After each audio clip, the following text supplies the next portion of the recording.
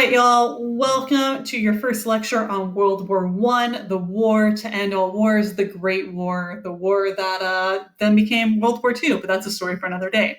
So today we're just going to talk a little bit about the basics of World War I, really familiarize ourselves with some of the key concepts. First thing to note is, when was this war? So the war begins on July 28th, 1914, a month to the day following the assassination of Franz Ferdinand. Now remember, Franz Ferdinand, he's assassinated by the Black Hand, Gavrilo Princip. Austria-Hungary's super bitter about it. They go to Serbia. They're like, Serbia, you need to be responsible for this. And Serbia's like, no, we're cool. And Austria-Hungary says, fine, we're going to declare war on you. And Serbia's like, whatevs. And then they declare war, right? And that happens on July 20th, 1914. And thus the war begins. Now, this war is supposed to be real quick. Everyone's like, cool, we'll get involved in the war because we'll all be done in a couple months. Because up into this, wars were relatively short. They lasted not too long of time.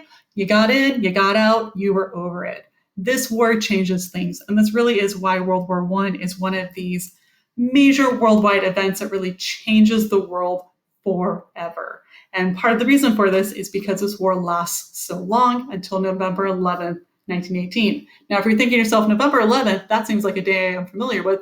You're right. That's Veterans Day. It used to be called Armistice Day to celebrate the end of World War I. But then we fought World War II and the Korean War and various other wars. So the United States, we changed it from Armistice Day to Veterans Day because we wanted to acknowledge those who served in many of the terrible wars of the 20th century. But that's a story for another day. Let's get into World War I, shall we? All right, first thing to note about World War I is who is fighting in World War I. Now, as the name implies, World War I, it is a global war, and we'll see a little bit more about that later. But this war initially begins in Europe, and it begins between the Central Powers and the Allied Powers. Now, the Central Powers are so named because they are in the center of Europe. Here they are in red. So who's our Central Powers? Germany, Austria-Hungary, the Ottoman Empire, and Bulgaria. They're there as well, but they're really tiny. We don't talk about them as much.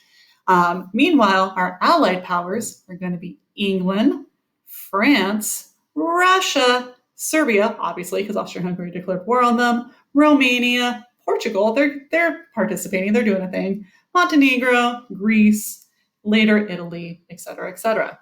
Now, if you're thinking to yourself, this feels familiar, I feel like I've seen this map before, you're thinking of the Triple Entente and the Triple Alliance, which were two of the major alliances in Europe in the end of the 19th, early 20th century. And what happens is the Triple Entente, which was England, France, and Russia, become the Allied powers. So they continue that alliance, but they move beyond just three, and they take on a whole more countries to align with them, and they didn't want to number it anymore, so they call themselves the Allied powers. They're also going to bring in a lot of their colonies. So remember, England has colonies like Australia, India, colonies in Africa, and Canada, and they're all going to get involved as well.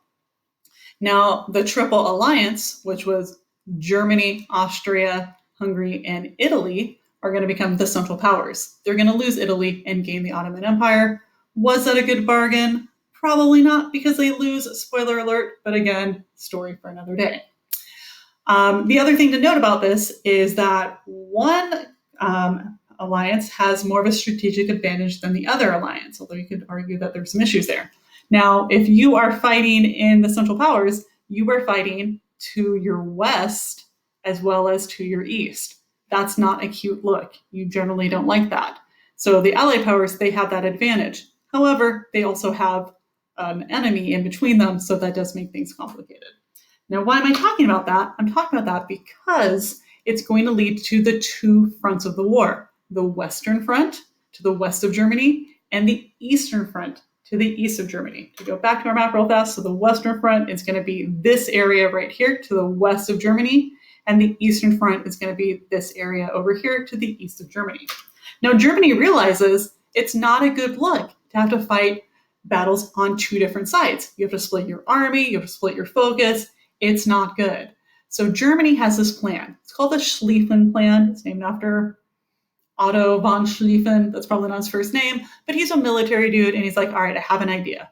What we're going to do is we're first going to go defeat France. And then once we defeat France, once we kick their butt, then we can go east and focus on Russia, who's going to be the larger, more worse opposition. Now, why do they think that it's going to be so easy to defeat France? Because they have a history with France, and it's not a good one.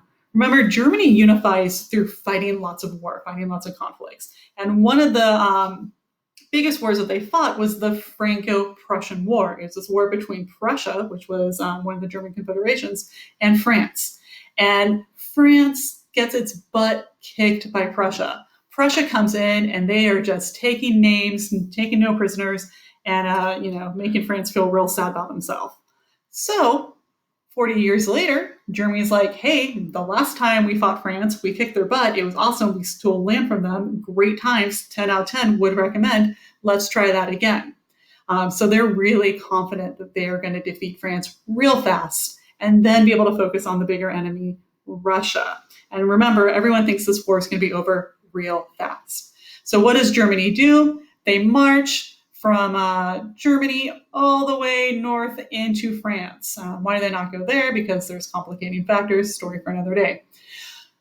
Problem with this is that there's a country between Germany and France, and that country is Belgium.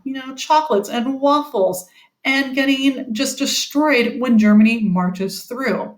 So because Germany marches through Belgium, and they are not kind about it, they're not just stopping in and being like, hey, Belgium, don't mind us, we're just walking through. No, they come in and they are just like destroying stuff because Germany is really into fighting. They're like, let's, burn stuff down, let's kill people, let's rape women, let's just be crazy because we're in war and war is terrible. Let's avoid war.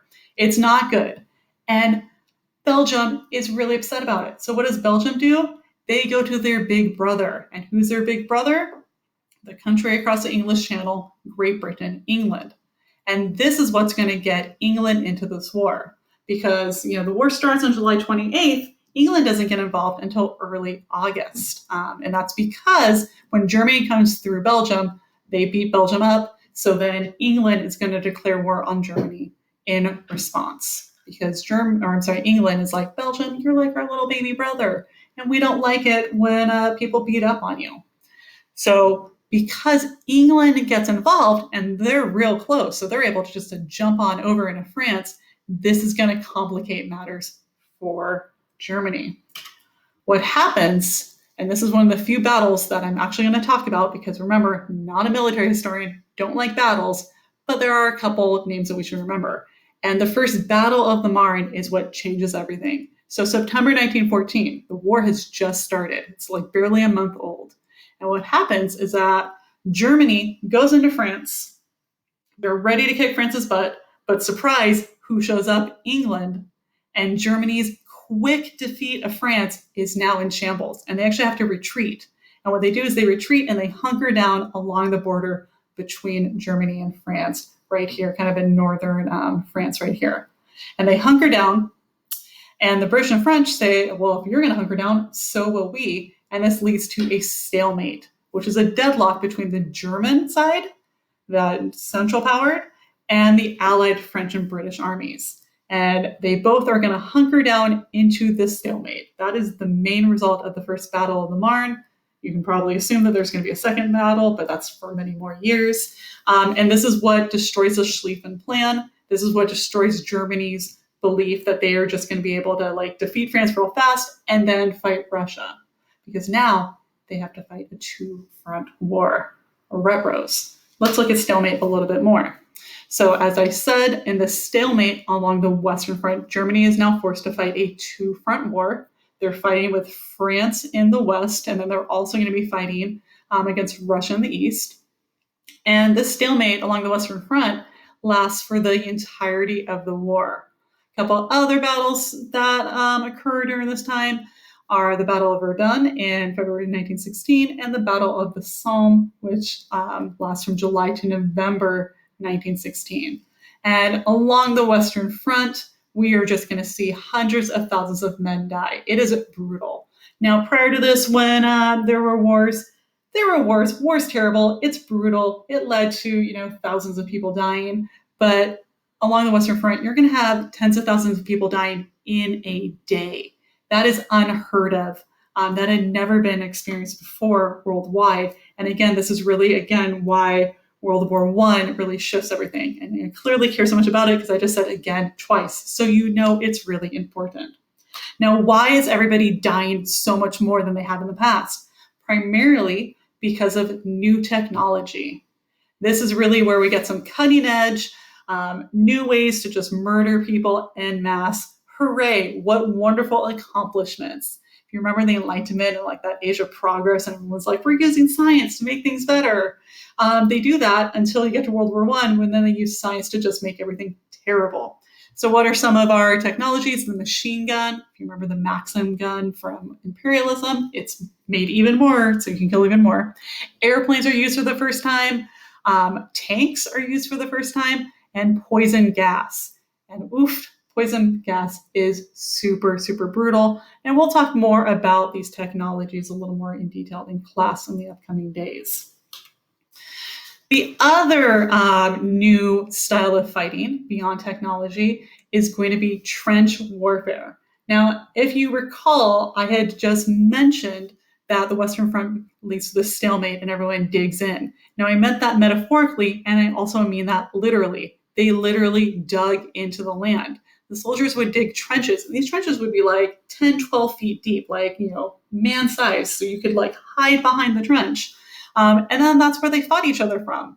Like literally, they stayed in the trenches, and these trenches were like way complicated. I'll show you some maps of them later. And they, were like little mazes that they dug into the ground. And then everyone would kind of hunker down.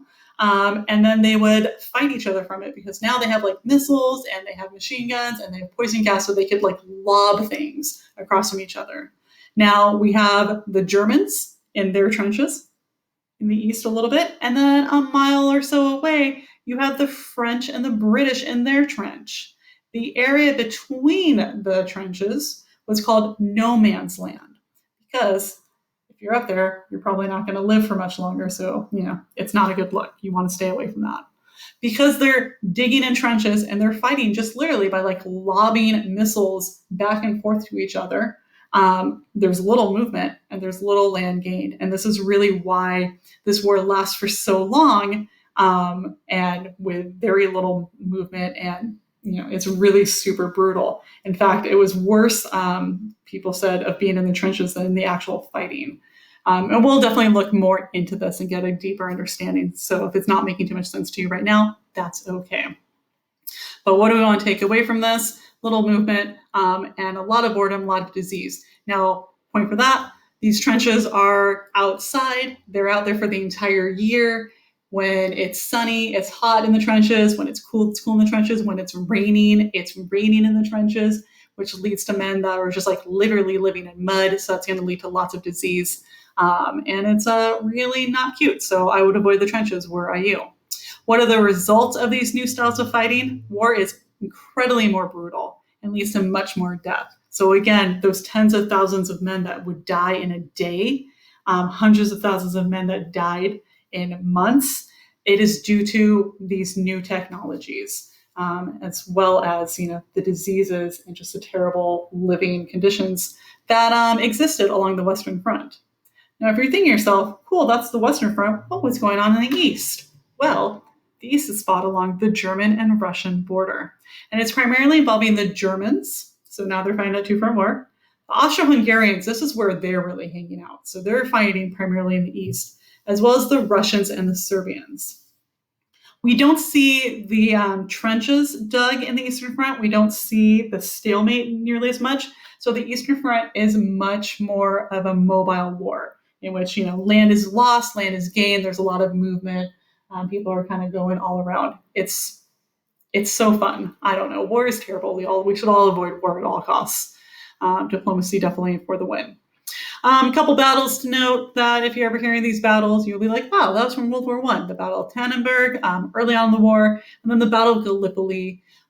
This is actually one of our stalemate-ish battles. It lasts from February to December of 1915, and actually Gallipoli is in modern-day Turkey. So that's a little bit about the Eastern Front. Now, finally, to kind of wrap things up with a couple final ideas, this war is a total war, and this war is a global war. So what do I mean when I say this is a total war? I mean that countries are devoting all of their resources to the war effort. That means the government is focused on the war effort, all their decisions about the war. The economy, they are no longer focusing on making, like nice leisure goods and goods for people to spend at their home. They're making stuff for the war. Food and medicine and production of everything is going to the front. Why? Because we need people to win at the Western and Eastern fronts. So all the efforts are going to the war. People are like, this is when you start making Liberty Gardens. So people are, like growing their own food. So that way all the other food that's produced on farms can go to the war effort. People are sowing things to be sent to the war. It really is a time in which countries come together and every citizen is working or they're volunteering for the war effort. Everyone is there. And part of that is because there's a lot of nationalism and a lot of national pride. Part of it is going to be this concept of propaganda, in which people are basically like influenced through media to support the war effort as well. So World War I, it is a total war, meaning that we are totally involved in this war. Everything, is about the war. You cannot escape it. The other concept about World War I is that it is a global war, hence the name World War I. Otherwise, it'd be terrible war in Europe, 1914. Instead, this is a global war because fighting is extending into Asia and Africa, as well as we see colonial powers are recruiting subjects to fight for them. So the majority of the battles are happening along the Eastern Front right there and the Western Front, and the Eastern Front all up in Europe. But we also see fighting in the Ottoman Empire. We see some fighting happening in Africa, conflict all around. And then also all of these colonial powers, they are also participating. So as I mentioned, like the Australians and the Kiwis from New Zealand, they are fighting. They fight a lot, actually, in Gallipoli and along the Eastern Front. We have people from India, from Africa, colonies from the Caribbean, that they are all going to be sending troops. Canada sends troops.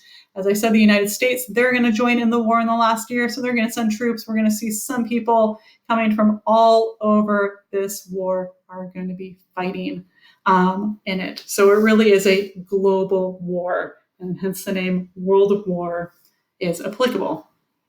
So that is a very quick and dirty overview of some of the highlights about World War I.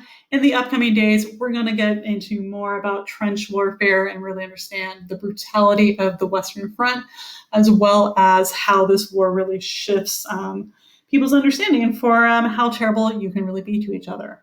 But I hope this gives you a good overview, and I look forward to discussing this in class with you soon. Have a great day. See you soon, y'all. Bye.